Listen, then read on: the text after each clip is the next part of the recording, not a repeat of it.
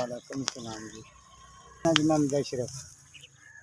असी जी मेहनत मजदूरी करने नहीं असा एक कटी रखी वो पट्ठे करने ने एदी जी तनख्वाह पूरी जी 8,000 रुपया महीने का।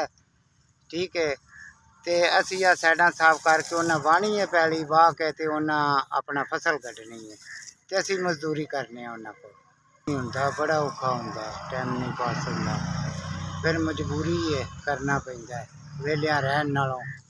चलो आखीदा चलो कोई नहीं गल जेड़ा कोई। हाँ जी 3 बच्चियां ने मेरिया एक बच्चा मजदूरी करता है वो अपना पैलियां च फसलों च स्प्रेवा करके ते शाम नू जो बनता लै आउंदा ते टाइम पास करने। हाँ जी 5,000 रुपया जी मदद की है। हाँ जी 5,000 रुपया जी इन्हें दिता मैनू।